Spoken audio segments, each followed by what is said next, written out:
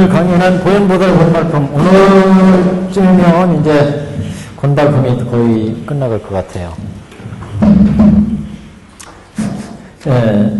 저번 시간에 1004페이지까지 했나요? 네. 1004페이지. 네. 그래서 다란히, 네. 다란히, 선다란이를 넣으면, 다란히, 그러니까, 법화경을, 보현보살품을, 읽고, 읽고, 그래서, 보현보살을, 그 신상을 보게 되면, 더욱 정진해서 선매와 다란이를 얻게 된다. 그때의 다란이가 이제 선다란이, 백천만학 선다란이, 보은방편 선다란이, 이와 같은 다란이를 얻게 된다. 그래서, 법화, 그, 삼매 수행에서 보현보살 권달품을 닦으면, 보현도량을 닦는다. 이렇게 천태대사는 표현했고, 이렇게 보현도량을, 가지고 보현도량에서 사한락행 닦으면, 사한락행도 내내 신구의 서원한락행이잖아요.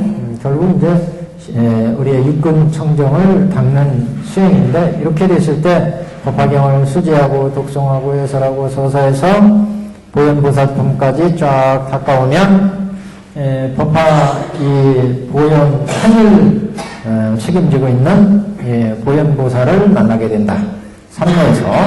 그래서 삼매가 다란이를 얻게 되는데, 그때 삼매가 이제 손다란이, 백천만학 선다란이, 본방편 선다란이. 그래서 보통 이제 이 선다란이를, 공에서 가, 가에서 중, 이렇게, 그러니까 처음에 가에서 공으로, 공에서 가로, 가에서 중으로, 이렇게 자유자재로, 들어가는 이런 이제 삼매의 경지를 말씀하는 것으로 이렇게 해석을 했습니다. 1004페이지 넷째 줄, 그 법화삼매 수행하는 얘기가 계속 이제 나옵니다. 그러니까 이 법화경을 수행에 닦아 들어가면 보현보살이 그 수행자들의 삼매 얻은 경지에 나타나서 수행을 이끌어준다. 보현보살이. 그래서 세존이시여 만일 후와 세상, 후 500세에, 그러니까 뭐 후 500세 이렇게 얘기하면 말법세계 이렇게 생각하시면 돼요. 후 500세에 흐리고 악한 세상에서 비부, 비구니, 우바세, 우바이 중에 찾아 구하는 자, 찾아 구하려는 자, 받아 가지려는 자와 읽고 외우려는 자, 옮겨 쓰려는 자가 이 법화경을 닦고 익히고자 하면 3-7일 동안 마땅히 일심으로 정진할 것이며 3-7일을 채우고 나면 내가 육아의 흰 코끼리를 타고 한량없는 보살에게 미우되어 일체 중생이 기뻐할 몸으로 그 사람 앞에 나타나 법을 설하여 보이고 가르쳐서 이롭고 기쁘게 하고 시교리 하겠다.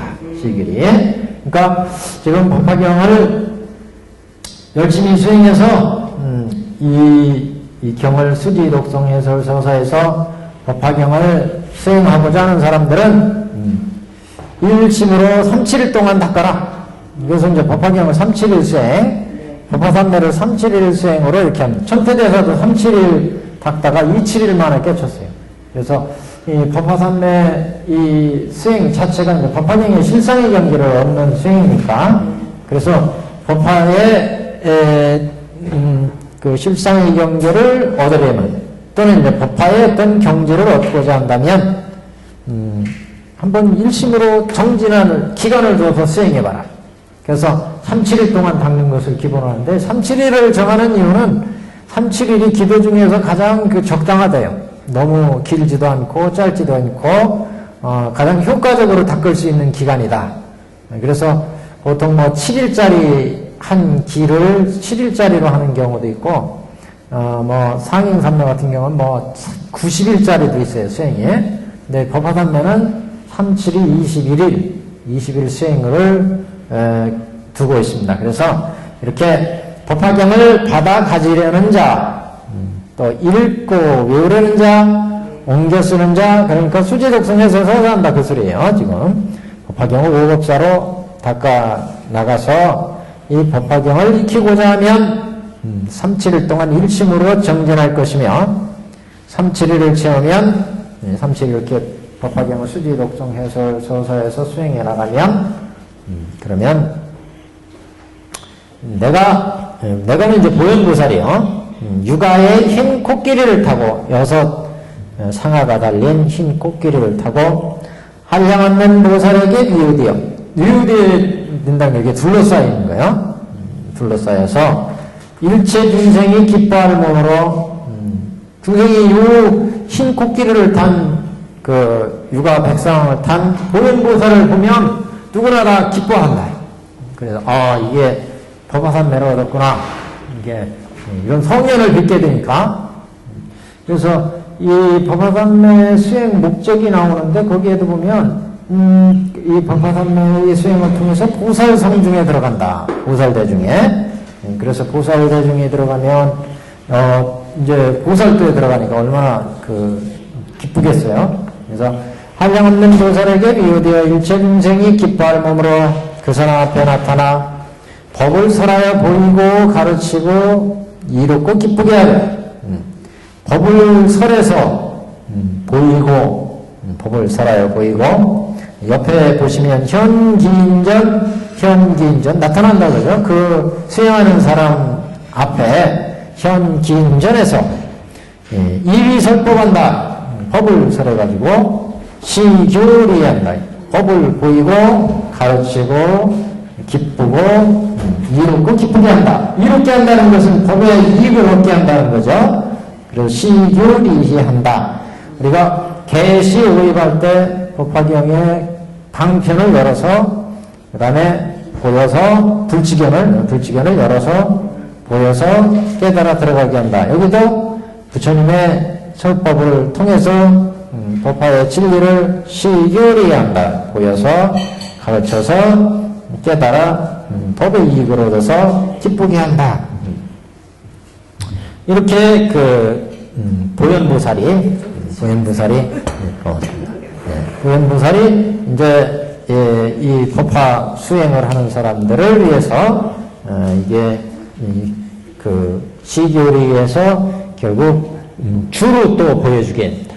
그래서 또다시 그에게 다란이 중을 주리니 그래서 이제 다란이를 닫게 되는데 요거 육아 백상의 보현행을 법화산매로 수행할 때 이제 저희가 오늘 인쇄물 2번째 장 이렇게 보시면 여기에 이제 그대로 들어가 있어요. 이 수행법이. 그러니까 2페이지부터 한번 보시면 앞페이지는 주문이고 이게 결국 보현행을 닦아서 법화산매를 깨닫게 하는 수행법이 법화산매 참법의 천태대사에 그대로 들어가 있습니다. 그래서 이걸 발췌해 왔는데 이 페이지 보시면 열애께서 인멸하신 지 500년이 지난 후에 이거는 법화산매 수행하는 권수장에 나오는 얘기입니다. 권수장. 직접 수행하는 얘기가 아니고 이렇게 수행할 것을 권한다. 권수장. 그래서 권수장에 열애께서 인멸하신 지 500년 아까 후백세 같은 얘기예요. 부처님 인명하신 지 후백세 혼탁하고 악한 세상 오타각세 세상에서 비구비구니 우가세 우가이가 대승경전을 읽고 외우려 하는 데 있어서 대승경전은 법화경을 읽고 외우려고 하는 데 있어서 대승의 행을 닦으려 하고 대승의 일불승행 이렇게 생각하시면 불도에 들어가는 일불승행을 닦으려고 하고 대승의 뜻을 내려고 하고 대승의 뜻을 줬어. 반드시 불도를 이루리라 이렇게 발심의 뜻을 내려고 하고 보현보살을 보려고 하고 보현보살의 모습을 보려고 하고 이렇게 수행에 들어가면 보현보살을 봐야 이제 진리를 양반이 가르쳐주고 불도로 들어가게 안내해준다. 그래서 보현보살의 모습을 보려고 하고 서가모니 불과 다법을 탑 분신의 제불과 시방제불을 빚고자 하고 석가모니 불도 빚고 두 분이 이제 또 다부탑전에 같이 있으니까 다보불탑. 그 다음에 분신재벌. 두 분이 같이 앉아서 있으면 분신재벌들이 또 있으니까 분신재벌과 시방재벌을 빚고자 하고 육근정령을 얻어서 부처님의 경지에 들어가 통달하여 막힘이 없고자 하고 이게 다 같은 얘기예요. 결국 불도에 들어가고자 하는 육근정령을 얻어서 부처님 경지에 들어가는 것도 다 법화경을 수행하는 거고 석가모니불 빚고 다보불탑 분신재벌과 시방재벌을 빌래도 육근정령이 이루어져야 볼 수 있죠. 시방재벌을 빌 수 있는 것도 육근정령이 이루어지지 않으면 고연보살을 빚는 것도 마찬가지예요. 우리가 관세음보살이나 보현보살이나 미원보살 다 볼 수 있는 것도 육근정령이 이루어져야 중생의 그런 육안에 입각해서는 보기가 힘들죠. 육안에서 천안, 법안 이렇게 이런 경지로 돼야 이제 그래서 지금 보현보살을 보려고 하거나 석가모니불과 다보불탑 분신과 시방재벌을 뵙고자 할 때 육근정령을 얻어서 부처님의 경지에 들어가 통달하여 막힘이 없고자 할 때 부처님의 진리에 막힘이 없고자 할 때 시방재벌이 설하는 것을 듣고 1년 중에 다 수지하고 통달하여 잊어버리지 않아서 해석하고 연설하는데 막힘이 없고자 할 때 그러니까 뭐 우리가 법을 들으면 자꾸 잊어버려서 이게 큰 문제 아니겠어요? 자꾸 그걸 잊어버리지 않고 수지해서 보거나 듣거나 맛보거나 우리가 업을 지을 때마다 이게 부처님의 가르침이 작동을 하면 청정한 세계로 가죠.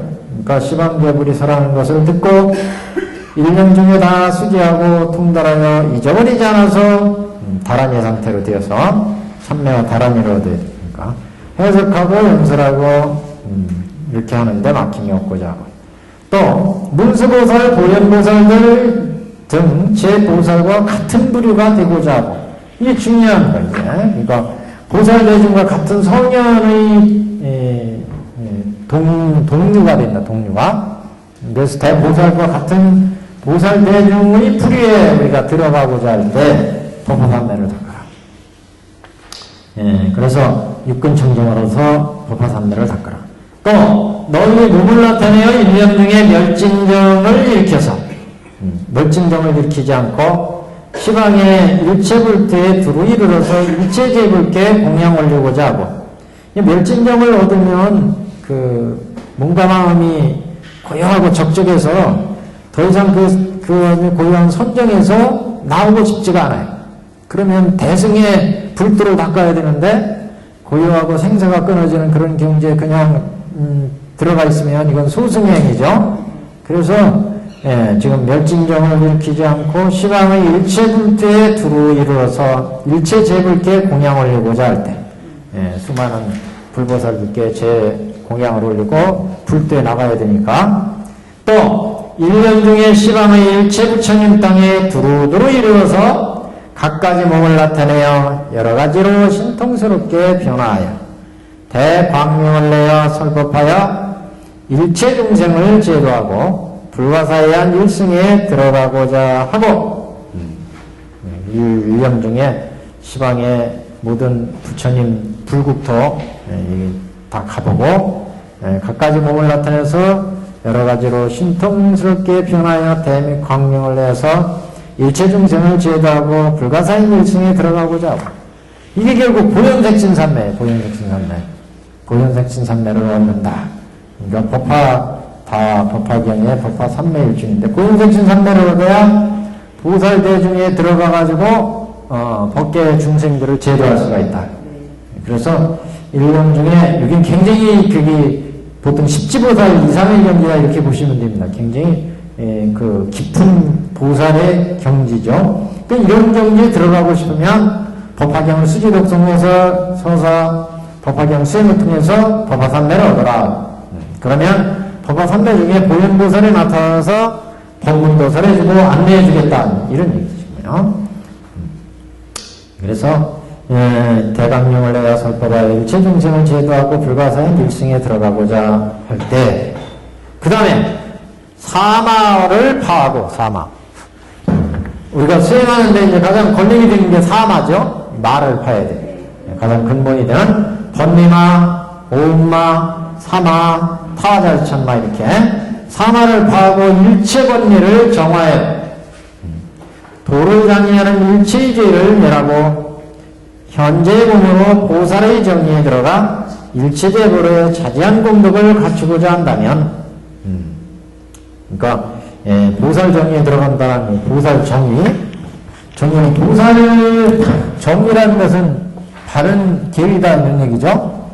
그러니까 보살 대중의 불의에 들어간다. 아까 앞에서 얘기한 보살 성중에 들어간다. 이런 얘기 같은 얘기입니다. 보살 정리에 들어가니까 보살 대중의 불의에 들어감으로 해서 이제 일불승의 불도로 나가게 되기 때문에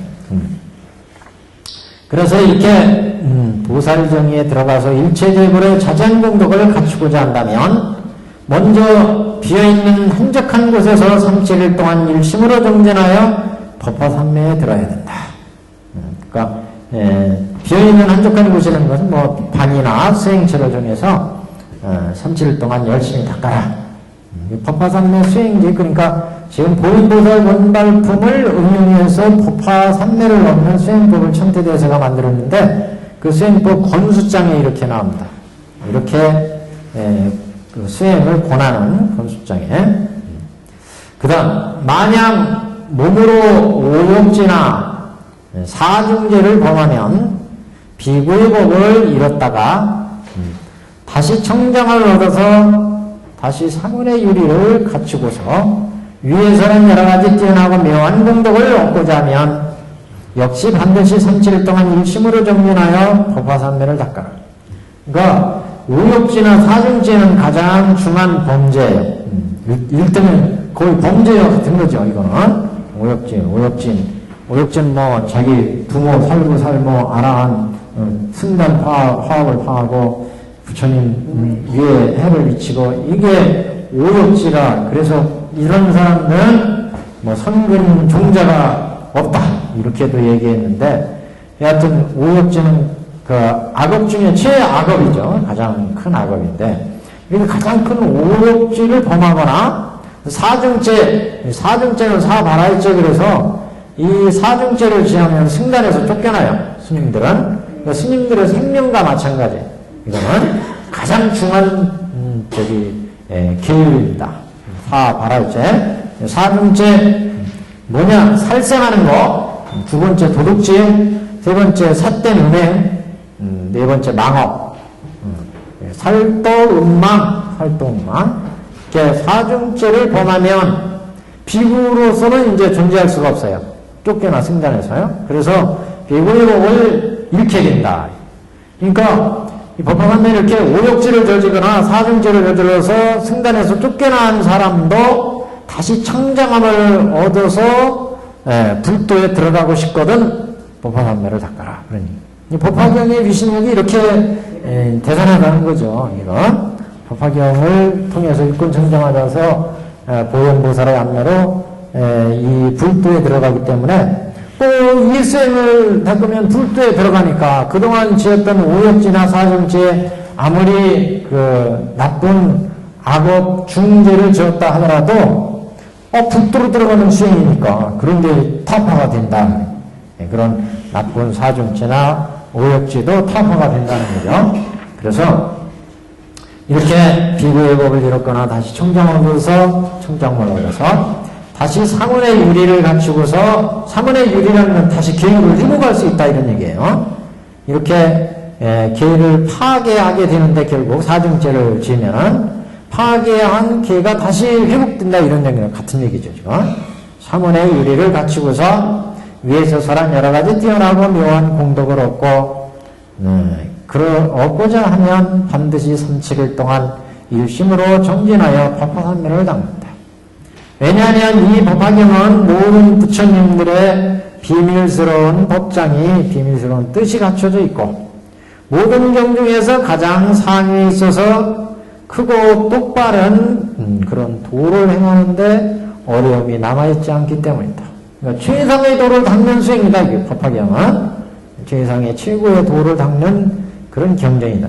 부처님의 비밀스러운 법장이 들어있고 모든 경영 중에서 가장 최고 상위에 있어서 올바른 도를 행하는데 전혀 문제가 되지 않는다. 올바른 도를 닦는 그런 경이다. 그런 얘기죠. 마치 전륜성왕이 임화 속에 밝은 구슬을 사람에게 함부로 주는 일이 없으며 구슬을 얻은 사람은 자기 마음대로 필요한 여러 가지 진귀한 보물을 모두 얻게 되는 것처럼 법화산맥 또한 이와 같아서 일체 중생에게 불법의 진귀한 보배를 준다. 이런 까닭으로 보살행을 닦는 자는 응당 목숨을 돌보지 않고 미래 세상이 닿을 때까지 이 경을 닦을 것인데 어찌 하물며 37일 뿐이겠느냐. 그러니까 37이라는 것은 단지 그 단기간 이렇게 열심히 닦는 기간을 정했을 뿐이고 항상 그렇게 닦아야죠. 37일이 문제가 아니라. 근데 우리가 수행하겠다 이렇게 결심을 했으면 적어도 37일 동안 열심히 하면 그래도 이제 가장 단기에 효과를 볼 수 있다. 이런 의미에서 37일을 정했을 뿐이지, 우리가 불도에 들어가는데, 뭐 어떻게 37일 뭐 기간이 꼭 한정되겠느냐, 이런. 불도는 멀고 길고 먼데 37일 동안 수행하면 어떤 이익이 있겠는가? 세 가지 이익이 있다. 우선, 계근이 정정하고, 그 다음에 정근이 정정해지고, 해근이 정정해진다. 계정해가 청정해진다. 그 소리예요. 계가 청정해지니까 우리가 아까 파괴한 것도 다 회복이 된다 이랬죠. 그 다음에 선정력이 생기니까 선정해서 여러 가지 우리의 나쁜 그런 이런 거 번뇌 이런 것도 선정 속에서 이제 다 정리하고 그 다음에 이제 거기서 신통력 생기고 신통력이라는 것이 꼭 뭐 기특한 그런 행위뿐만 아니라 우리가 불도에 나가는 좋은 그런 경지 이런 것도 다 신통력입니다. 그래서 이렇게 37일 동안 선정이 생기면 이제 거기에서 지혜가 나와서 이제 불도에 들어가는 번뇌를 싹 정리를 하고 그래서 이제 불도에 들어갈 수 있다. 계근, 정근, 해근이 청정해진다. 도량에 들어가서 일심으로 정진하는 방법 뭐 이런 게 나오는데 그럼 구체적으로 어떻게 도량에서 수행하느냐? 보통 이제 제일날 수행하는 것을 원칙으로 합니다. 제일, 6제일. 그래서 8, 14, 15, 23, 29, 30일 6제일에 수행을 시작한다. 6제일에 수행을 시작해서 이날은 이쪽 우리 중생세계를 주관하는 천상의 천신들이 세상을 감찰하는 날이래요. 육제일 날이. 그러니까 이날 좋은 선행을 베풀면 천인들이 직접 보는 거예요. 이 지금 선행 베풀고 있구나. 금방 이 점수가 올라가죠. 그러니까 점수를 딸 수 있어요. 그래서 제일날은 이날은 태자와 사천왕 사자 등 제천의 선신들이 인간계에 들어와서 선악을 검사하여 선을 닦는 자를 보면 곧 선의 장부에 기록하고 잘 보살펴 지켜주며 상스러운 모습을 보이므로 수행자가 환희심이 생겨서 오타가 없네. 환희심이 생겨서 더욱 선근이 늘어나도록 하기 때문이다. 그러니까 되게 이렇게 육제일에 수행을 하는 것이 기본입니다. 그 다음에 이제 아까 계정에 이렇게 세 가지 근이 청명이 된다고 그랬는데 그 얘기입니다. 수행자가 처음으로 수행에 들어가고자 할 때 마땅히 스스로 마음을 편안히 하기를 내가 지금으로부터 37일 다 채울 때까지 그동안 부처님의 가르침대로 일심으로 정진한다. 왜냐하면 만약에 마음에 다른 생각들이 일면 곧 여러 가지 번뇌가 복잡하게 일어나서 마음이 청정하다고 할 수 없고 마음이 막지 않은데 어떻게 삼매하더불어서 바른 도가 상하겠는가? 이런 까닭으로 스스로 그 마음을 구하여 목숨을 아끼지 말고 일심으로 일령으로 정진해서 37일을 채운다. 37일 동안 정진할 때는 두 가지 사중일심, 이중일심. 일심은 사중 일심이어야 되고 이중 일심이어야 된다. 어떤 걸 얘기하는지 한번 보세요. 일심을 닦는 데는 두 가지가 있으니 첫째는 사 중에서 일심을 닦고 둘째는 이치 중에서 이 중에서 이침을 닦는다. 사 중에서 일심을 닦는다는 것은 수행자가 처음에 도량에 들어갈 때 수행에 들어갈 때 다음같이 생각한다. 나는 3-7일 동안 예불 할 때에는 일심으로 예불할 마음이 달리 연하지 않게 하고 참여 행동할 때 또는 송경 좌선에 이르기까지 다 일심으로 하되 법을 행하는 중에 뜻이 틀어지지 않는다. 그러니까 저번에 관세음보살 본문에 나왔죠. 일심 증명해야 된다 그랬을 때 그 일심할 때 이 중에서 사 중에서 두 가지로 한다고 그랬어요. 관세음보살 관세음할 때 실제 입으로 일심을 하면서 마음이 한 마음을 가져가는 거예요. 그거는 일을 통해서 실제 행위를 통해서 일심을 가져가는 거죠. 똑같아요. 여기도 일심으로 할 때 이 수행할 때 참여하거나 행도하거나 예불할 때 우리가 예불할 때 지심정 공양하거나 지심 참여하거나 아니면 지심 경례하거나 우리가 다 지심이란 말이 들어가잖아요. 지극한 마음으로 예불하고 참여하고 공양을 올리고 지심 정례 공양 그러면 공양 올릴 때 예불이고 그냥 예불할 때는 지심 경례하고 또는 참여할 때는 지심 참여하고 그때 다 행위잖아요. 행위. 그게 사예요. 사. 행위할 때 예불 올리는데 지금 부처님께서 잠깐만 해볼게 얘기를 하는데 다른 생각하고 있어. 저기 지금 밖에 누가 왔나? 아니면 다른 생각으로 지금 예불 올리고 있는데 그렇게 하면 이게 일심이 안 해. 그러니까 사 중에서 지금 실제 행위를 하는 중에 참여행을 닦는데 지극한 마음으로 참여합니다. 그러면 참여행을 닦는데 다른 생각을 하고 있어요. 밖에서 지금 누가 호떡 장사가 왔는데 지금 호떡 맛있게 생겼는데 이런 생각하면은 그 지심 참여가 안 되는 거예요. 예불할 때나 참여할 때나 행도할 때는 이렇게 부처님 주의를 이제 돌거나 불성을 돌거나 행동은 이렇게 도는 거 경행 행도 이제 비슷한데 이렇게 도는 그런 수행을 할 때는 그 수행을 일심으로 해야 된다. 일심으로. 예? 그러니까 지극한 마음으로 참여합니다 하면서 부처님 앞에 참여를 하는데 생각은 다른 생각이 막 떠올라요. 옛날 추억이 떠오른다든가 참여하는데 부처님께 예배 드리는데 예배 드리는 석가모니 부처님은 생각하지 않고 저거 사과 좀 비싸겠는데 이렇게 다른 생각하면 안 돼요. 다른 생각. 생각이 일심으로 한 마음으로 예배 드리는 쪽에 그래서 우리가 그래서 이 천태에 대해서는 수행할 때 그래서 이거를 문심상법이라고 합니다.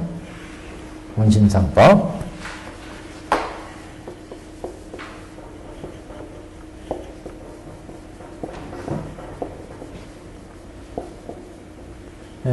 개양 정양 해양 달양 달지견양 광명운대 주변법계 공양시방 무량불법성 이렇게 나가잖아요. 그럼 개양 정양이 있으면 향불이 터올라가지고 그게 운대가 되어가지고 구름이 되어가지고 법계에 쫙 퍼져서 법계에 계신 수많은 부처님께 지금 공양하는 의식이야. 근데 그 생각을 안 하고 향 타는데 향기가 왜 이렇게 독해 뭐 이러면서 다른 생각 나가면 안 돼요. 이게 운신상법이에요. 마음을 옮겨서 실제 생각을 해. 공양을 부처님께 지금 공양을 드면서 이 공양 지극한 마음으로 제가 작은 정성으로 이렇게 공양을 올리니 부처님께 이 공양 받으시고 부디 자타이시 성불도 모두 중생들이 성불하게 해주십시오. 이런 식으로 자기가 부처님께 실제 공양을 올리는 마음을 가져가야 된다. 그게 일심이에요. 한 마음으로. 그 공양은 대상의 한 마음으로 실제 공양을 해요. 그러니까 아까 5분 향례 한 것처럼 개양 정양 타올라가지고 그게 구름이 막 되어서 법계 수많은 부처님들을 지금 공양한다고 생각하면서 개양 정양 해양 해탈양 해탈 지견양 이렇게 해야 됩니다. 이게 사일심. 일심은 그걸 통해서 이제 진리를 깨닫는 거예요. 아, 이게 예배를 올리는 대상, 모든 것들이 연기부자성 공이구나, 가구나, 중이구나, 이렇게 진리를 깨달아가. 그래서 이 중에서 한번 보세요.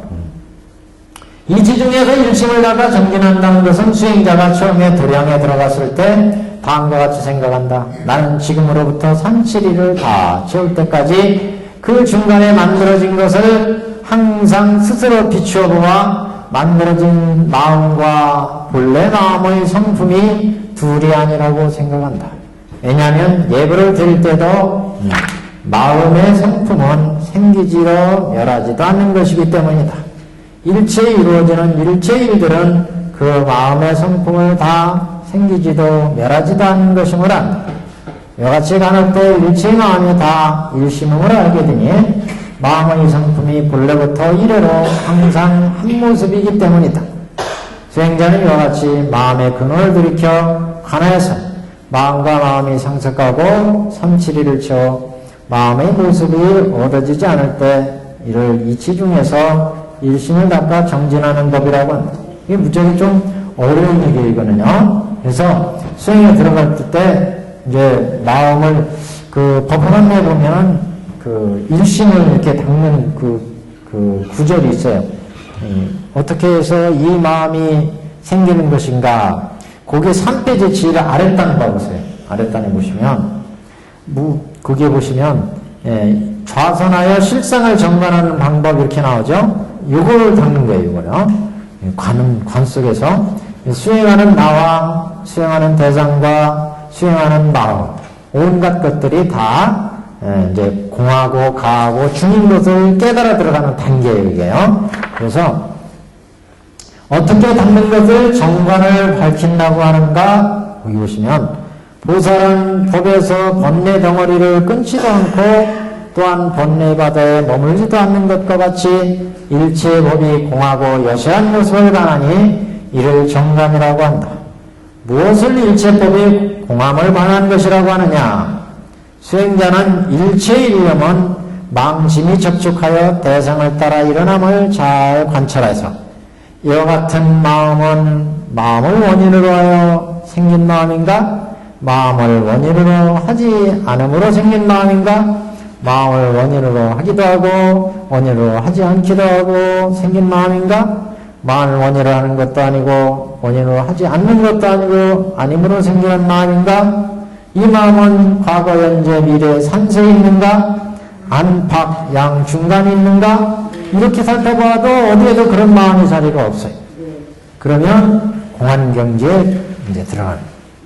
이렇게 공안경지라는 것은 집착 없는 마음이에요. 집착. 지금 여기는 일심으로 개양, 정양, 해양, 해탈양 그러면서 연기가 퍼져서 법계에 올라가는 모습을 봤는데 지금 이 마음이 지금 구름이 퍼져서 지금 법계에 부처님을 공양하는구나.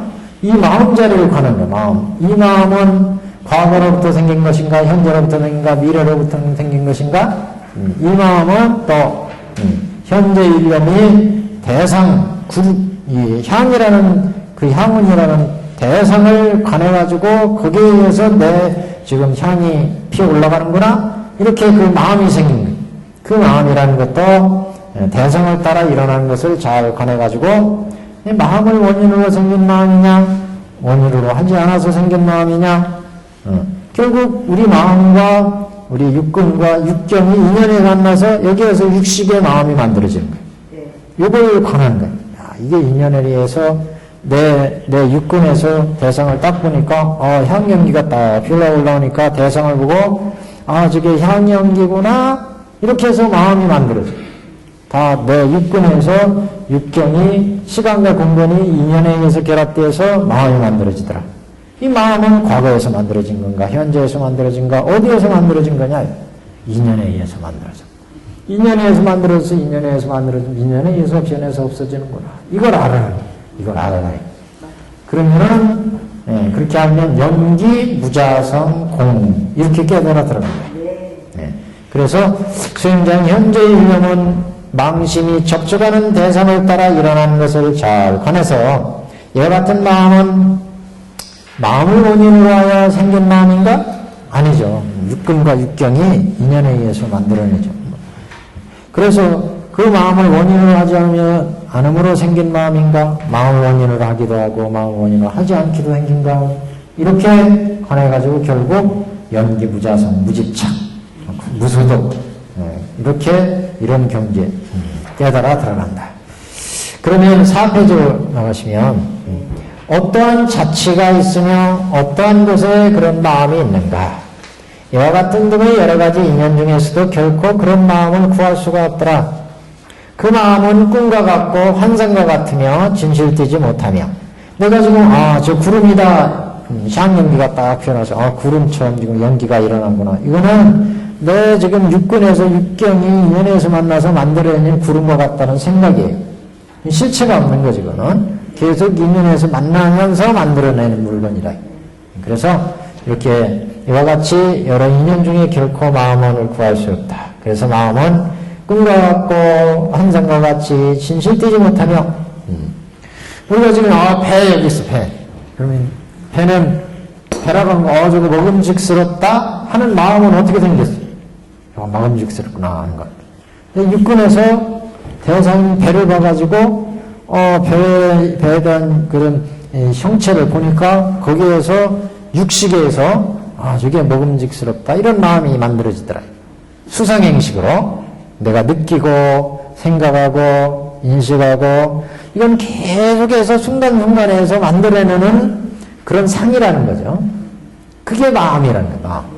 그러니까 마음이라는 게 실체가 없죠.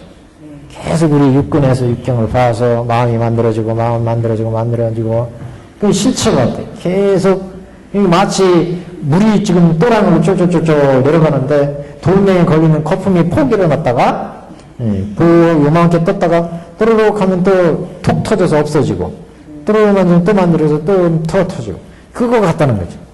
이 세상에 우리가 보고 듣고 분노하고 기쁘고 슬퍼하고 내가 마음이라고 지금 여태까지 가지고 있는 것들이 다 그런 거다.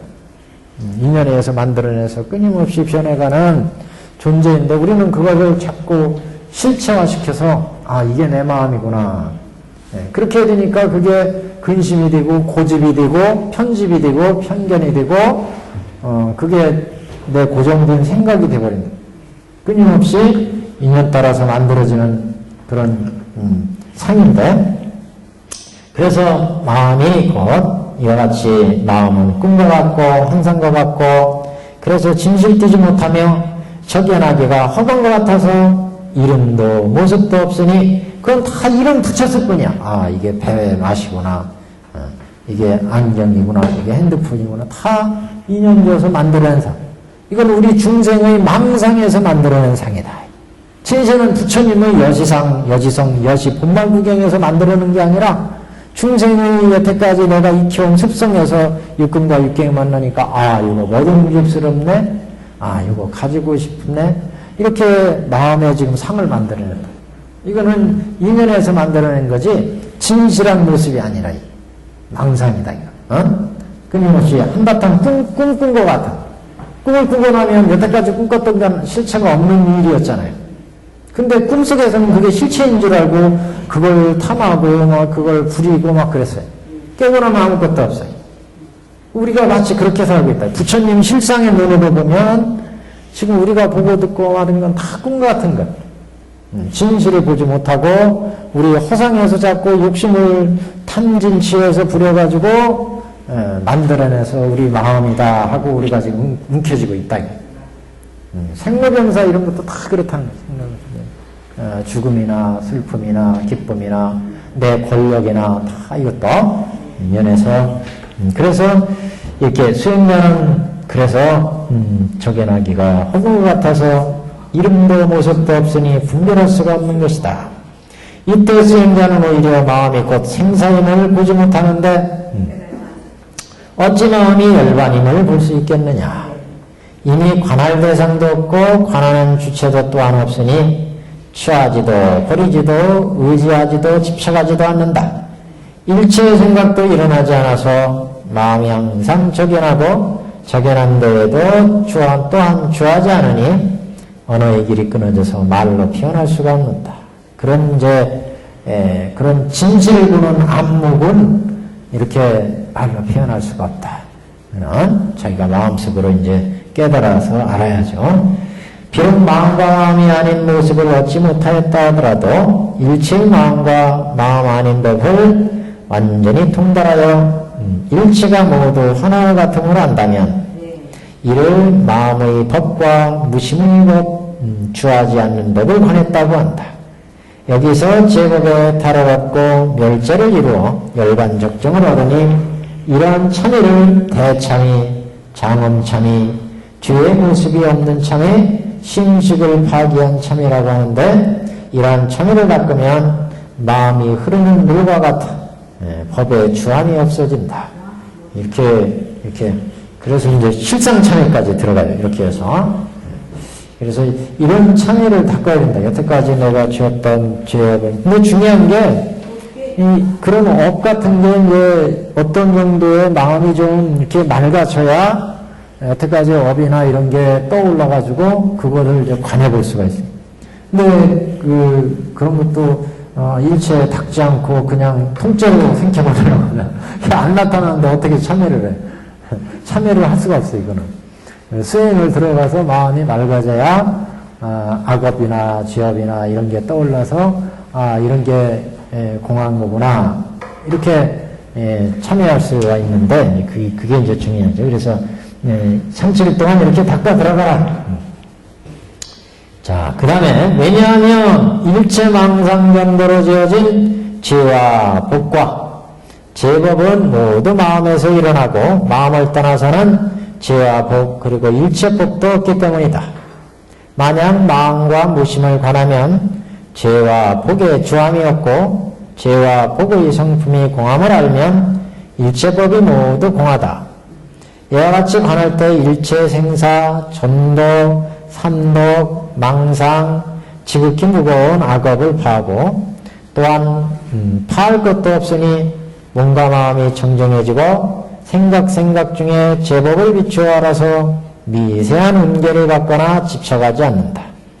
이 인연으로 삼매와 상하게 되고 이 삼매력 때문에 보현보살과 시방제보를 뵙고 마정설법을 듣게 된다.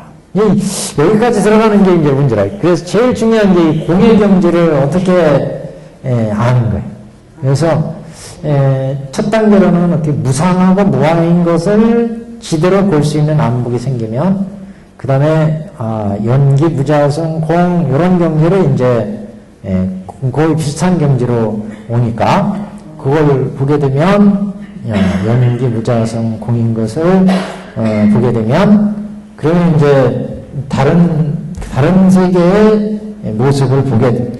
그렇게 되면 이제 이게 몸과 마음이 청정해지고 여태까지 내 마음속에 있었던 업 이런 것들을 이제 관해 볼 수 있게 되는데 그래서 이게 앞에 대참의의 모습이 이제 이루어지는데 이렇게 되면 집착심이 사라져 버리니까 집착심 자체가 없어지면은 마음이 가벼워져 가서 대상에 마음이 집중할 수 있죠. 일심이 간다. 일심 안 가게 하는 것도 자꾸 여태까지 왔던 그 집착심, 착심이거든요. 차별심이거든요.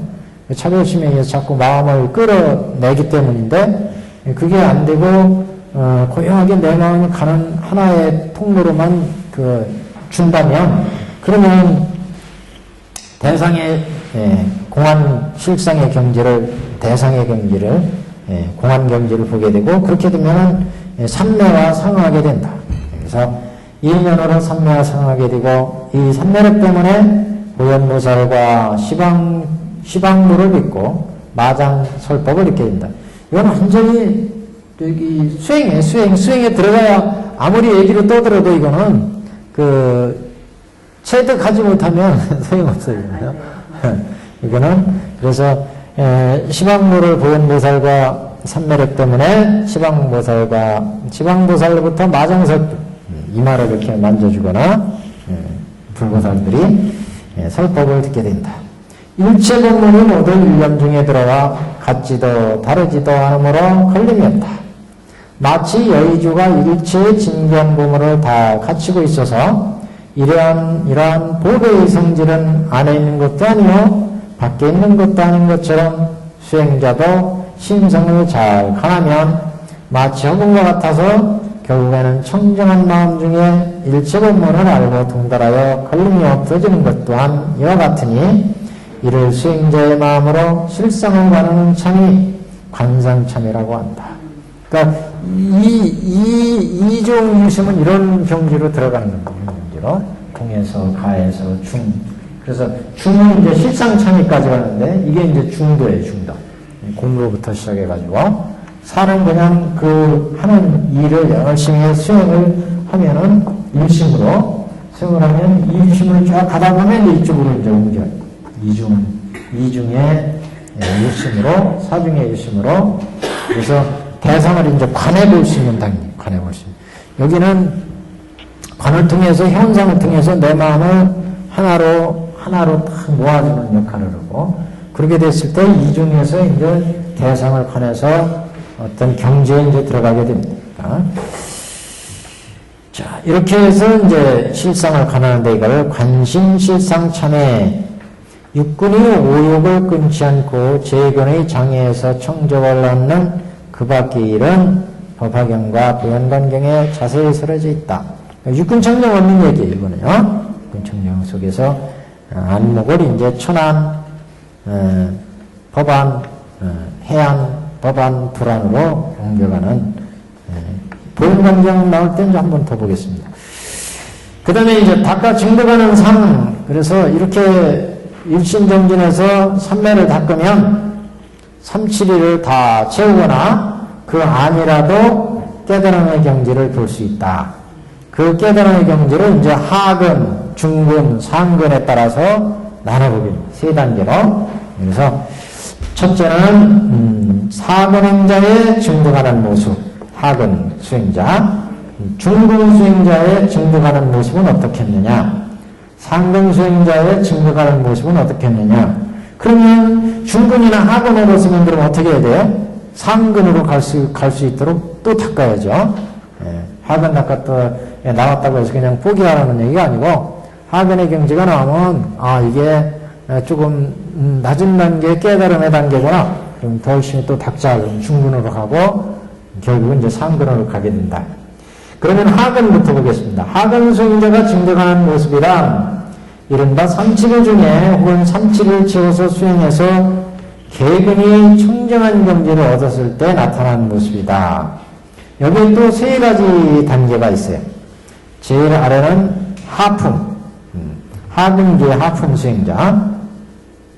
하품 수행자는 여러 가지 신령스러운 좋은 꿈을 꾸거나 혹은 육군이 밝고 깨끗해지는 것을 느끼게 되고 사대가 거뜬해지고 안색이 선명해지며 몸에는 힘이 생기고 위엄과 덕망이 당당해져서 도심이 용감하게 일어나니 이를 하품해서 개근이 점차 깨끗해지는 모습이다. 그 법화경을 3-7일 동안 쫙 수행하고 나오면 적어도 깨달은 경지를 못 얻었더라도 자신감이 생기죠. 자신감이. 이렇게 수행하고 나면. 그러니까, 우리가 법화경 독송 그동안에 많이 하셨잖아요. 또 얼마 동안 하고 나면 그래도 안 했을 때보다 다르잖아요. 자신감 생기고 그러잖아요. 위기가 갖춰진다. 자신감이 생기고, 수행자가. 가끔 좋은 꿈도 꾸고, 좀 나쁜 꿈은 안 꿔지고, 좋은 꿈이, 법화경의 그 경문을 자꾸 읽으면 좋은 꿈이 꿔지죠. 그런 좋은 꿈이 꿔지고, 육근이 청정해지는 것을 느끼고, 마음적으로, 그래도 좀, 내 마음이 깨끗해지는 것 같다? 이런 마음이. 하여튼, 이런 게 이제 개근 하품의 모습이다. 중품의 계근이 깨끗해지는 경우 37일 중이나 37일을 채웠을 때 수행자가 행도하거나 좌선하고 있으면 호련히 여러 가지 신령스러운 상서를 벌입니다. 어떤 때는 갑자기 코끝에 향기로운 향기가 느껴진다든가, 신령스러운 모습이 딱 스쳐져 나간다든가, 이 성현들의 모습이나 여러 가지 신령스러운 상서를 보는데, 이른바 빛과 꽃이 청정하고 묘한 향기가 나며 좋은 목소리로 칭찬하는데 모두 법망경 보살계 중에 설하는 것 같다. 선제 이렇게 하고, 이와 같이 하나하나 신령스러운 상서를 보고 나면 몸과 마음이 아주 기뻐서 법의 희열을 얻고 어떤 악한 모습도 없으니 이를 중품의 계근이 청정해지는 모습이다. 그러니까 수행하실 때 이런 경지가 나면 내가 지금 그래도 수행이 지대로 가는구나. 이게 이제 법화경은 모든 수행의 정법이잖아요. 정법. 법화경을 정법이다 그러잖아요. 그러니까 수행도 이게 이제 정법의 어떤 지침이 될 수 있어요. 수행하시다가 아무리 수행해도 진전이 없는 것 같은데 그래도 여기에 맞춰보면 그런 때가 있었는데 그러면 좀 청정해지시는 거예요. 자, 계근 중에 이제 상품입니다. 상품의 계근이 청정한 상은 37일이나 37일 지어서 수행할 때 행도하거나 좌선 중에 여러 가지 법문을 다 증득하지는 못하였더라도 신심이 안락해지고 고요해져, 적정해져 깨끗한 마음 속에서 자기의 몸의 계근이 청정한 모습을 본다. 자기 몸이 청정한 모습을, 이른바 몸에는 깨끗한 법복을 입고 위가 가지런하고 몸도 단언한 모습으로 청정한 대중 속에 있으며 선악의 모습을 스스로 보고서 분명하게 한다. 수행을 하시다 보면 가끔 꿈에도 그런 모습을 보는데, 꿈에도 예전에 봤던 꿈과 달리 그 꿈속에 나타나는 분들이 깨끗한 법복을 입거나 아주 그 밝은 모습의 그런 대상들을 보는 경우, 어떤 때는 그냥 보면은 근심 걱정이 많거나 하고 그러면은 꿈에서도 그렇잖아요. 보면은 그 옷도 남루한 옷을 입은 사람들이나 불편한, 만나면 뭔가 좀 불편하고 그래. 근데 수행해서 이렇게 들어가서 꿈을 꾸면 누구 자기 부모님을 만나거나 친구를 만나도 옷이 그냥 깨끗한 옷을 입고 있고 봐도 그냥 이렇게 아주 맑은 모습이고, 이게 다 수행과 연관이 있습니다. 이게 수행 열심히 청정히 하면 이게 자기 몸이 맑아졌을 때, 그래서 단호한 모습으로 그러니까 이른바 몸에는 깨끗한 법복을 입고 위와 가지런하고 몸도 단호한 모습으로 청정한 대중 속에 있으며 선업의 모습을 스스로 보고서 분명하게 한다. 이상 세 편의 계상이 차례로 나타나니 신심이 개발되어서 마음의 법의 희열을 얻고 안온하고 쾌락하여 두려움이 없어진다. 선정의 마음 중에 이와 같은 등의 하나하나 모든 선의 모습을 보게 되니 이를 상품의 계근이 청정한 모습이라고 한다. 천태제다가 이제 장신이 수행해서 이런 경지를 정리하는 거예요. 수행자들이. 이상 세품의 모습으로 계근이 점점 청정해지는 것을 알 수 있다. 그 모습이 비록 여러 가지로 많으나 널리 다 밝힐 수는 없다. 만일 죄가 무거워 멸하기 어려워도 마음소서 간절히 참여해 참여에 도달하도록 수행을 그치지 않는다면 때때로 여러 가지 죄의 모습을 볼 수 있으니 이른바 머리와 손이 없는 것이나 깊은 구덩이 턱물 또는 맹렬한 불길, 더러운 냄새나는 등의 여러 가지 나쁜 경계가 나타난다. 이런 것들을 보고서 마음의 두려움을 느끼면 마땅히 거듭 참여하고 참여를 계속하면 후에는 또한 계가 청정함을 얻게 된다. 그러니까 우리가 아까 말씀드린 것처럼 죄업이 좀 떠올라야 참여를 하는데, 이게 우리가 수행에 들어가면 마음이 와가지고 이렇게 선악상이 나타나요. 선악상이. 과거에 내가 이런 업들과 연관되어서 악한 내가 업을 지었거나 아니면 악한 업을 짓는 것과 뭔가 연관이 되었으면 얘는 악상의 모습들이 나온다. 선상의 모습도 마찬가지고, 그랬을 때 이제 그걸 마음을 탁 가라앉혀서 열심히 참여를 하고 수행해 나가면 그런 것들이 이제 계근이 청정해지는 계근. 계근은 우리 유리와 관계 있거든요. 우리의 행동, 신구의 사목을 청정히 했느냐 안 했느냐 여기와 이제 직접 관계가 있어요. 그래서 계근이 청정해지고 그 다음에 이제 선정 여기서 나가야 이제 선정이 줍니다. 두 번째 중근의 수행자가 깨끗한 상을 얻는 것을 어떻게 하느냐 이른바 정근의 청정함을 얻는데 여기에도 또한 세품이 있다. 하품의 수행자는 좌선할 때 후련히 몸과 마음이 조용해지고 선정이 생기는 것을 느낀다. 초선, 위선, 삼선정과 같이 선정. 앞에는 우리 몸과 마음이 가벼워지고 유리가 청정해지는 걸 느끼는데 여기서는 이제 선정의 경지를 느끼고 그래서 이제 도심이 나오기 시작합니다. 그래서 첫 번째 하품은 어떠냐? 하품 수행자가 좌선할 때 후련히 몸과 마음이 조용해지고 선정이 생기는 것을 느끼는데 이른바 육계정의 주에서 미도지정까지 이르고 신심이 공족해진다. 몸의 여러 가지 촉감이 차례로 발생하고 각관이 분명해지며 기쁨, 즐거움, 일심으로 고요하고 적정해진다. 혹은 중생에 대하여 자무양심, 비무량심, 희무량심, 사무량심을 증득하고 중생들을 대할 때 아이고 저 불쌍한 중생들 이렇게 보게 됩니다. 그래서 혹은 다시 부처님 상으로 연호로 하여 성심이 개발되어 여러 가지 선례에 든다. 부처님 상으로 연호를 한다는 건 이제 부처님을 이제 관하는 거죠. 그래서 영불 삼매 이와 같은 분이 여러 가지 선정이 하품 정근이 청정한 상이다. 중품 정근이 청정한 거. 어떤 수행자가 좌선할 때 심신이 안정되어서 내쉬고 들이쉬는 호흡의 장단 미세한 것까지 느끼고 두루 몸의 털구멍으로 출입이 거침없이 오가며 이것이 원인이 되어서 몸의 36가지 물건이 아주 분명하게 보고 이게 공을 얻는 단계로 가는 거예요. 이게요. 대상에 대해서 부정관이 생기면서 무상하고 무아이고 공의 도심으로 얻는 단계이고요. 그래서 몸 안팎이 이제 걸림없이 보고 듣고 하는 게. 그래서 36가지 물건이 아주 분명하게 보이고 몸에 여러 가지 희락심이 생겨서 성경에 들어간다. 이건 이제 차저선문에 자세히 나왔습니다. 이거 들어가는 방법이 몸 안팎에 부정한 것을 보거나 백골이 낭자한 것을 보고 혹은 백골이 깨끗하게 분명한 것을 보게 되어 세간을 싫어하게 된다. 이건 뭐냐면 몸 안팎을 자유자재로 보게 되니까 내 몸속에 부정한 것들을 보게 돼요. 야, 이게 육신이라는 것이 부정하구나. 그래서 이렇게 육신이라는 것도 부정하고 무상한 거구나. 그래서 육신에 대한 집착을 여기게 됩니다. 이렇게 되면 그래서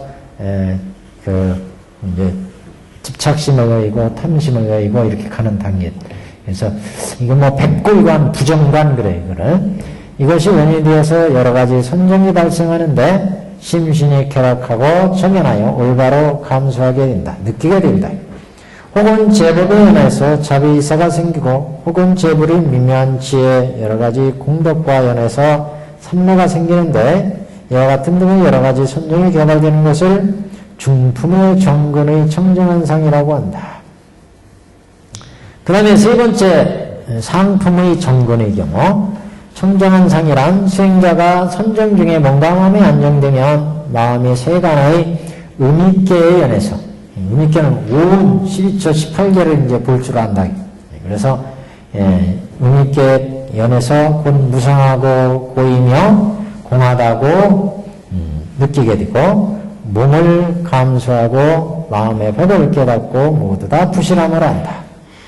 이런 12인연이 헛것이고 주체가 없으며 일체제법이 남이 없고 멸함도 없으니 마치 호금과 같아서 몸과 마음이 적연하여 공과 무상과 무언과 상하게 된다. 그러므로 여러 가지 깊은 선정이 생겨서 미묘한 즐거움과 고요한 무의를 깨닫게 되고 무의를 얻으니까 이제 생사의 고를 벗어나게 무의의 세간을 여의고 일체 중생을 불쌍히 여겨서 다시는 복계는 마음을 덮어버리는 그 죄업 이런 거 마음에 덮게 그래서 마음을 무겁게 하는 그런 죄업 악법 이런 게 없어진다. 복계나 악법이 없으니 이를 상품의 정근이 청정한 상이라고 한다. 이것이 중근의 수행자가 얻는 정근이 청정한 상을 대략설한 것이다. 아직도 많이 있네. 그 다음에 6페이지요. 상근 행자가, 상근은 해근이 청정해지는 경우죠. 여기서부터 이제 법화산매의 경지를 본다. 해근부터. 해근 중풍 정도부터 이제 법화산매를 봐요. 상품 행자가 증득하는 상을 어떻게 할 수 있느냐? 소위 해근이 청정하기 때문이다. 여기에 또한 세품이 있다. 소품이 아니라 세품이요. 첫 번째, 하품의 해근이 깨끗한 상이란 3-7일 중이나 3-7일을 채워서 좌선 수행 중에 선정에 들어가서 호련히 몸과 마음이 구름과 같고 그림자나 몽환과 같아서 부실하다는 것을 깨닫고 실답지 않다는 것을 안다. 이것이 원인이 되어서 각심이 발생한다. 지혜가 분명하고 제법이 완전히 통달하여 알아서 방편의사라는 교묘한 그 설법에 막힘이 없어진다. 또 12부경을 통하여 뜻에 맞게 해석하고 어려운 문제에도 걸림이 없어 설법에 담이 없으니 이를 하품의 해근이 청정한 상이라고 한다. 하품 정도부터 이제 공을 본다 그런 얘기고. 두 번째, 중품의 해근이 청정한 상이란 소위 수행자가 좌선하고 경을 위해서 마음속으로 읽는 중에 몸과 마음이 고요해진다. 적연해져서 고요해진다는 것은 이제 번뇌 탐진치가 안 일어난다는 얘기예요. 예. 마치 혼모 같아서 여러 가지 선정산매가 이제 나오기 시작했다. 바른 지혜 속에 보현보살이 6상하의 흰 코끼리를 타고 오는 것을 보게 된다. 아울러 수많은 보살대중이 와서 스스로 둘러싸고 일체 중생이 기뻐하며 그 사람 앞에 나타난다. 이 사람은 보현보살을 뵙기 때문에 곧 삼매와 다란이를 얻으니 이를 선다라니, 백천만학 선다라니, 버금방평 선다라니라고 한다. 이 다란이란 곧 대지혜이다. 교법을 잃어버리지 않게 하니까, 부처님의 지혜를 잃어버리지 않게 하니까 다란이는 이 대지혜를 얻었기 때문에 제불이 설하는 것을 한 번만 듣고도 잊어버리지 않게 되고 통달하여 막힘이 없으며 한 구절 속의 일체의 뜻을 통달하여 무궁무진하게 설하니 허공 중에 바람과 같다. 바람과 같이 걸림없이 설한다. 이와 같이 여러 가지 지혜문을 얻으니 이를 중품의 해근이 청정한 상이라고 한다.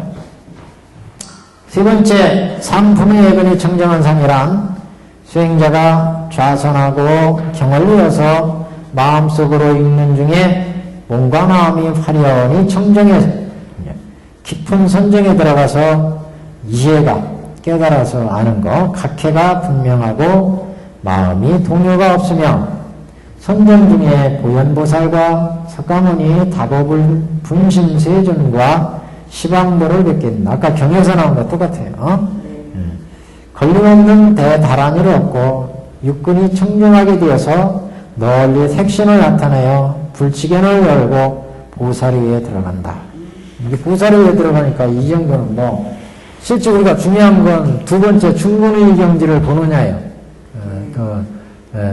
유가백상을 탄 보현보살을 뵙느냐. 뵙게 되면 보현보살로부터 가르침을 듣고 또 내가 여태까지 가르침 부처님 들은 거 기억한 거 아는 거 이런 게 잃어버리지 않고 교법을 닦아나갈 수 있으니까 상품의 경지는 그게 이제 지극한 경지에 가는 거고 실제 중요한 건 중품의 경지까지 가느냐가 문제죠. 그래서 상품의 경지에 들어오면 이제 깊은 선정을 얻고 지혜가 개발되기 때문에 보살대중과 같은 경지에 들어. 보살 경지에 들어가면 이제 자리이타가 이루어지죠.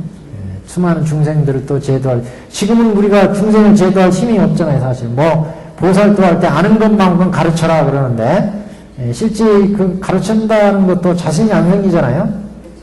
높은 보살 된 게 또 많이, 우리가 수지독성이나 뭐 이런 걸 많이 해서, 마음이 그렇게 열리면 자유자재로 뭐 중생들을 제도할 수 있고, 여기는 그래서, 이 상품은 보살대중의 경지에 들어간 경지다. 이렇게 보시면 돼요. 그래서 석가모니 다보세분, 석가모니나 다보분신가, 그 다음에 다보분신 세준, 그 다음에 시방불, 세준과 시방, 석가모니불과 다보불과, 그 다음에 분신세준과 시방불을 맺게 된다. 또 걸림없는 대단한 일을 얻고 육군이 청정하게 되어 널리 색신을 나타내서 불치견을 열고 보살 위에 들어간다. 보통 십지경지 뭐 이렇게 보시면 돼, 이 정도는. 그러니까 보현색신 운용해가지고 법계 중생들을 제도할 중생들한테 놔둬서 제도할 수 있고 이런 경지도 여기에 들어갑니다.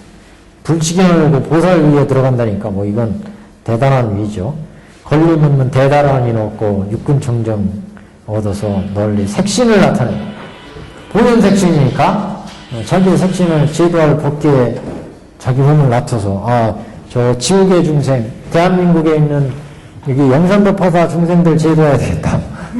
이쪽에 몸을 이렇게 놔둘 수 있는 보살이 자기 몸을 놔둘 수 있는 여기 그 수행자로 나타나서 제도되겠다. 그럼 수행자로 나타나고 성문의 모습으로 나타나야겠다. 성문으로 가르치는 선생 모습으로 나타나겠다. 선생님 모습으로 이렇게 여러 가지 뭐 보현색신. 우리가 묘음보살품에서 나왔던 것처럼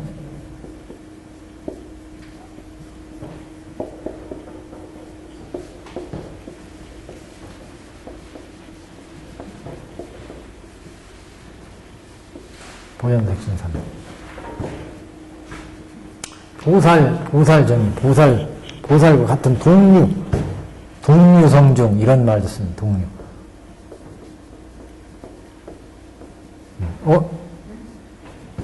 불이 우자인데? 숫자가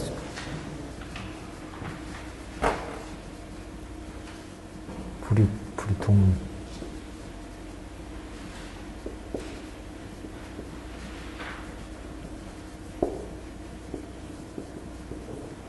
성중에 같은 부류의 성인의 부류에 그래서 이렇게 이런 경지는 자세한 것은 보현광경에 설해져 있는데 이를 상품의 거의 청정한 상이라고 한다. 이 상이 삼근행자가 증득하는 상을 대략 설할 것이다. 여기는 이제 마사에 대한 거예요. 마사. 수행하는 중에 마의 경지. 수행할 때, 나타날 때. 마의 경지가 나타나면, 그래서 이건 정관할 때는 오히려 얘기 안 하는 것이 나을 수도 있어요. 네, 그 마의 경지를 염두에 두면, 오히려 그게, 그런 경지가 또 나타날 수가 있어요. 그래서, 그냥, 선생님은 여기서 어느 분야까지 가보셨어요? 그건 비밀이에요. 그 공개하면 안 돼요. 이 세 가지 올바른 모습 중에, 이거 제가 거기에 가면은 지금 여기 안 있어요. 그냥 저 산속에 들어가서 삼부경 가지고 그냥 공부하지. 여기 안 나와요. 그래도 선생님이 잘 있다가 큰 목적이잖아요. 예. 근데 지금 그애한테 지금 잘하고 계신데 뭘 그러니까, 여기에도 자리이타는 굉장히 깊은 자리이타예요. 예, 보통 이제 보살대중, 단계가 보살도 여러, 초발신 보살도 있고, 불태전 보살도 있고, 일생보처 보살도 있고, 많은 보살들 있잖아요. 보살들은 무릇, 일체 중생을 다 제도해야겠다. 또는 번뇌를 다 끊어야겠다. 사홍소원 적어도 가지잖아요? 네. 그런 마음을 가지고 보살들을 닦으면 다 보살이죠. 그럴 때는 근기가 낮은 처음에 발심한 보살들, 그러니까 성문에서 처음 법화경 같은 경우도 성문대 중에서 처음 발심해서 보살로 들어온 초발심의 보살들한테는 사바세계를 맡기지 않잖아요. 사바세계 워낙 그 중생들 뜯어가지고 그런 초발심 보살들은 참 감당하기 어렵다. 그런 얘기가 나왔잖아요, 앞에. 그래서 우리가 지금 여기 나오는 보살들은 자리기탕을 하는 보살들은 경지가 좀 깊은 보살이다 이렇게 봐야 되고 보통 우리가 보살 그 자세로 얘기한다면 우리가 배운 만큼 부처님 뜻을 전달하는 게 목적이죠. 네. 그거는 이제 아는 만큼 전해주는 거고, 실제기 보살도를 통해서 이제 보리를 쌓아서 불도로 들어간 보살도 이렇게 보시면 돼요, 근데 이거는. 보통 저희들이 그냥 정진하면 하루에 중풍까지 가는 거예요. 그렇죠. 중품 단계는 이제 이 목표로 해서 가는 거고, 실제 상품은 이제 어려운 단계죠. 근데 선생님 이제 학교에서 애를 가르칠 때부터 주의가 잘 알아먹으면 주의가 얼마나. 그쵸? 우리가 더 잘 알아먹죠? 뭐가요? 공급자에서 애를 가르치는 것보다. 아, 예. 아, 그럼요. 자꾸만 그래. 아, 그럼요. 아, 그래요. 그럼요, 그럼요. 학생 가르치면 어려우실 거예요. 그래요. 학생들은 또 잘. 근데 학생들은 되게 이제 학문적으로 이렇게 들어가니까 좀 방향이 좀 다르죠. 좀 다른 부분도 있어요. 예. 자, 그래서 이 마사경제 한번 그래서 보겠습니다. 이 세 가지 올바른 모습 중에 간혹 마사와 유사한 상이 있다. 마사경제거나 마의 유사한 경제가 있다. 예, 깨달음의 유사한 경제. 실제 깨달은 경제는 아닌데 깨달은 게 유사한 경제, 속는 경제가 있다. 만약 이러한 법을 증득하면 이런 마나 유사한 경지가 보이거든 잘 분별하고 얻지 않으면 곧 등심이 생긴다. 등심은 이제 깨달은 경지와 같은 경지로 나간다. 이런 까닭으로 수행자가 대공덕의 이익을 얻고자 하면 응당 3,7일 중에 1심으로 정진해서 전방편을 닦는다. 만약 3,7일에 얻지 못하면 다시 노력을 더할 것이며 나태하거나 쉬어서는 안 된다. 만약 도를 장애하는 죄를 점차 없애는데 삼매나 모든 깊은 그런 법문이 앞에 나타나지 않아서 항상 삼매를 행하고자 하면 다 위에서는 10법을 의지할 필요는 없고 다만 안락행 중에 설한 뜻을 취하여 일심으로 닦아 익히면 저절로 육근을 얻고 시방의 부처님을 보게 되며 이게 무슨 얘기냐면 10법에 다 의지할 필요가 없다 그런 얘기는 이 법화산매를 닦는데 10장이 있어요. 10개 장을 닦아갈 때. 그래서 그 10장을 차례대로 이제 닦는 것을 원칙으로 하는데 지금 이렇게 수행해서 나가는데 도를 장애하는 일정한 부분이 나왔을 때는 그 부분을 돌파하는 수행을 집중적으로 닦으면 된다. 그래서 안락행품을 닦거나 이런 쪽 처음에 하는 사람들이 이제 차례대로 닦아서 10장을 이제 이렇게 쭉 나가는 기고, 중간에, 삼매를 닦고 할 때, 일정한 부분이 자기가 진전이 없으면 그 부분을 이제 집중적으로 닦아라. 그래서 안락함 중에, 설한 뜻을 취해서 일심으로 닦아 익히면 저절로 육군 정정을 얻고, 시방의 부처님을 보며 보현보살의 색신을 얻고, 불치견이 열려서 보살 위에 들어간다. 보살과 같은 성류가 된다. 3,7일을 기한으로 위에 서는 것 같이 하고 서는 것과 같이 하고 6대로 수행하는 것은 새로 배우는 보살에 위하는 것임을 알아야 된다. 6대로 이 법화산매가 6시, 3,7일, 21일 닿거든요. 이거는 처음에 닦는 사람을 기준으로 얘기한 거다. 그런 얘기죠. 그래서 이렇게 중간에 지금 6대로 수행하는 것은 새로 배우는 보살을 위하는 것임을 알아야 된다. 아직 깊이 삼매에 들어가지 못한 자는 사법으로 그 마음을 항복받고 도를 장애하는 무거운 죄를 파하는데 이것이 원인이 되어 몸과 마음이 청정해져서 법의 이해를 얻는다. 그러니까 수행할 때 처음에 할 때는 일심으로 해야 된다.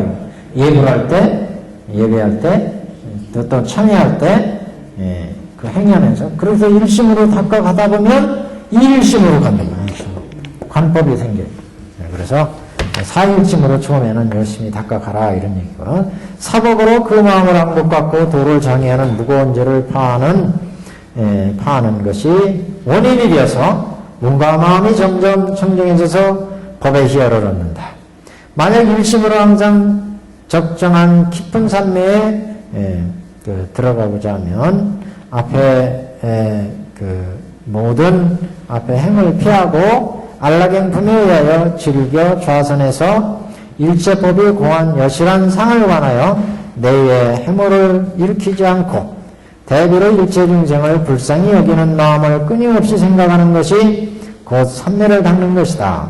그러니까 안락행품에 보면 거기 그 일제법의 공안 여실한 모습을 관하는 얘기가 나왔어요. 그게 그런 경지를 집중적으로 닦아라. 이게 안 되면 만약 앞의 법에 의지하면 일이 방거로워져서 방해된다. 그러니까 수행 전체를 다시 자기가 삼매 그 경지를 얻는데 이게 자꾸 마음이 안 모아지는 경지가 있을 때 그 일심을 모으는 그 법화 안락행품의 수행을 집중적으로 닦으면 그게 돌파가 되는데 그렇지 않고 처음부터 법화하는 날 다시 쭉 닦아나가려면 오히려 방해가 되는 경우도 있다. 그런 얘기죠. 이러한 까닭으로 행자가 이 뜻을 알았다면 마땅히 자신의 지혜력으로 짐작하여 한 기간 설한 것을 다 쓸 필요는 없다. 3-7일 동안 처음 배운 자로 그 수행법을 잘 알지 못하면 지금의 설명에 의지하고 처음 배우는 자로 수행법을 잘 알지 못하면 지금 설명에 의지하고 앞의 방법을 사용하여 삼매를 닦을 것이다. 수행하는 방법, 일반적으로 우리가 수행할 때 이 방법에 준해서 이제 하시면 될 것 같아요. 그래서 한번 전체적으로 한번 봤습니다. 괜찮아요? 그래서 지금 1004페이지 봤어요. 천사를 봤네요. 천사를. 그래서 여기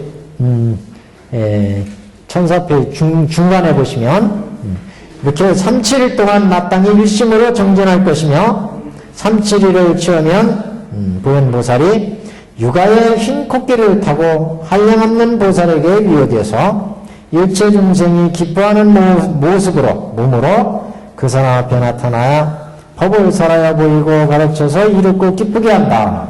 중품의 경지였죠. 아까 해금 중품의 경지였어요.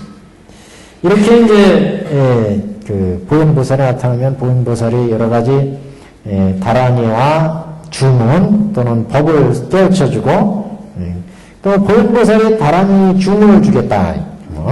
그래서 또다시 그에게 다라니 주문을 주리니 이 다라니를 얻은 까닭으로 능히 파기할 비인이 없을 것이며 비인이니까 사람이 아닌 귀신이나 악귀나 이런 것들이 감히 방해하지 못한다. 이 다라니를 보현보살이 주가지고 그러니까 부처님의 법을 수호할 수 있는 그 잘 지킬 수 있는 다라니를 주기 때문에 법이 흐트러지질 않는다. 그러니까 이런 수행을 하면 그래서 또다시 그에게 다라니의 총을 주려니 이 다라니를 얻은 까닭으로 능히 파기할 비인이 없을 것이며 또는 여인에게 유혹되어 내란되지 않으며 또한 내가 스스로 몸으로 항상 이 사람을 지키오리다. 그러니까 보현보살이 스스로 또 지켜주겠다. 오직 원컨대 세준이시여 저의 이 다라니 주문을 허락하여 주옵소서. 제가 다라니를 설해가지고 이 법화경을 실천한 사람을 법사를 수호해 주겠다. 그래서 보현보살 법화 오법사 수호 다라니. 곧 부처님 앞에서 주문을 설하되 보현보살 묘원열하경 수지 오법사 수호 다라니 이름 붙이면 아단지 단다바지 단다바레 단다구사레 단다수다레 수다레 수다라바지 못다바 선물 화가다라니 화가다니 사와사와다니 수하바다니 신가바릭사니 신가요가다니 아생지 신가바지 세레아타 신가도라 아라제와라제 살바신가 흠마징어란지 살바달마수 파리찰체 할바알타수탈 교사를 아로가지 신가비그리제 이렇게 20가지였습니다. 20가지. 그러면 보현보살이 다 수호해 주신다. 보현보살이. 그래서 요 다라니에 대한 내용 이제 해석을 하면 세 번 해석하면 요런 뜻이 있대요. 이런 뜻이. 그래서 요거는 다음 주에 한번 쭉 읽어보고 다음 주에 보현보살을 정리하는 것을 이렇게 하겠습니다. 오늘 시간에 정리가 안 되네요. 다음 시간에 정리를 싹 하겠습니다.